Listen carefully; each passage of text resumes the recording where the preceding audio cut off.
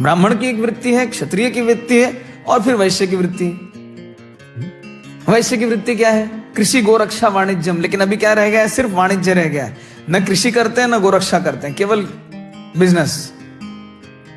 वैश्य कर्म स्वभावजम। नहीं, वास्तव में वैश्य को गोरक्षा करनी चाहिए, हाँ, उसको कृषि भी करनी चाहिए।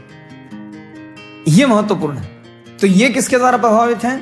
रजोगुण और तमोगुण के द्वारा। और जो एकदम तमोगुण में, उनको कुछ पता नहीं क्या करना है, क्या कर सकते हैं, अधिक से अधिक शारीरिक परिश्रम कर सकते हैं। मतलब ये क्या है? ये शूद्र है। परिचर्यात्मकम कर्मम शूद्रस्यापि स्वभाव। अब आप इनके लिए लड़िए, नहीं, इनको भी एक स्थान मिलना चाहिए, बराबर का स्थान मिलना चाहिए। ठीक है, सबको बराबरी का स्थान मिलना चाहिए, लेकिन उसकी योग्यता भी तो देखिए। अरे योग्यता नहीं है, आपने उसको बराबर का स्थान दे दिया तो वो तो रह नहीं पाएगा, वो तो कर नहीं पाएगा। भारत के बड़े बड़े विश्वविद्यालयों में देखा गया है, जहां पे बहुत कोटा रख के, आरक्षण रख के, हाँ, किसी ऐसे परिवार से जहां पे उसके लिए संभव नहीं था, लेकिन उसकी योग्यता थी, तो उसको थोड़े कम नंबर थे, ज्यादा नंबर दे के चलो आओ भाई तुमको भी मौका मिले।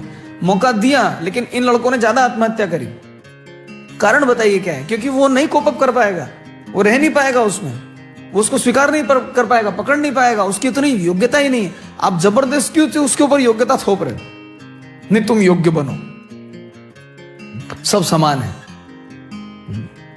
भारत में एक स्थान पे ऐसा हुआ, सरकार के कुछ अफसर आदिवासियों के पास गए, और आदिवासी तो अपने जैसे रहते हैं, झोपड़ी वगैरह बना के, तो वो झोपड़ी में आराम से रह रहे थे। उन्होंने कहा नहीं, हम आपको सरकार की तरफ से मुआवजा दिलवाएंगे, आप पक्के घर में रहिए। वो रहने वाले खुद कह रहे हैं हमको पक्का वक्का नहीं चाहिए, हमको इसमें रहने की आदत, हमको इसमें रहने दीजिए, हम सुखी हैं। नहीं नहीं, क्यों इसमें रहोगे? पक्का घर में रहो। अब जबरदस्ती उनके लिए पक्का घर बनाया। अब वो पक्के घर में भी सुखी नहीं है। वो अच्छे भले सुखी थे, तो उसी प्रकार के मकान बनाने के लिए मुआवजा देते। भाई आपको ऐसे मकान में रहने का अभ्यास है, आदत है, आपके लिए इसी प्रकार के मकान बनवा देते हैं, चलो ये सहायता दे दी, तब तो सुखी रहते। अब वो जिसमें सुखी हैं उसको छुड़वा के जबरदस्ती एक नए घर में घुसाया जहां पे वो सुखी हो ही नहीं सकते। उनकी परवरिश उस तरह नहीं हुई, हाँ? उनके लिए वो रहने के लिए समान नहीं। अब आप बोले नहीं, सब समान है, सबको समान अधिकार है। हाँ, सबको समान अधिकार है, लेकिन गुण और कर्म के अनुसार भेदभाव करना पड़ता है। प्रभुपाद जी कहते हैं शेर के अंदर भी भगवान का निवास है। तो इसका यह मतलब नहीं कि शेर सामने आया तो उसको आलिंगन कर ले, आ गले लग जा, ऐसा थोड़ी होता है। अरे शरीर के स्तर पे तो भेदभाव रहेगा, हाँ, पुरुष और स्त्रियां शरीर के स्तर पे तो भेदभाव रहेगा। आप बोलिए ना इक्वल राइट्स है, नहीं सब समान है। अब पुरुष और स्त्री में, हाँ, अगर स्त्री बोले नहीं मैंने 2 बच्चे पैदा किए, अब अगले 2 बच्चे तुम पैदा करो, तो ये कौन सी बात है? ये कोई तर्कसंगत विषय का नहीं। हम दोनों समान है, हाँ, मैंने 2 बच्चे पैदा किए, तुम 2 बच्चे पैदा करो, हम दोनों समान है।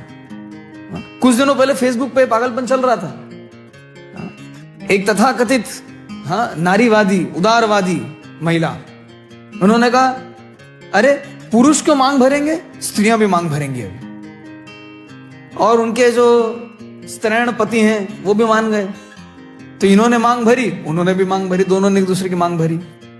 अब बताइए ये पागलपन की क्या सीमा है? ये कहां पे जाके रुकने वाला है? तो ऐसा क्यों हो रहा है? ऐसा इसलिए हो रहा है कि लोग शास्त्र को नहीं पढ़ते, शास्त्र के बारे में कुछ पता नहीं।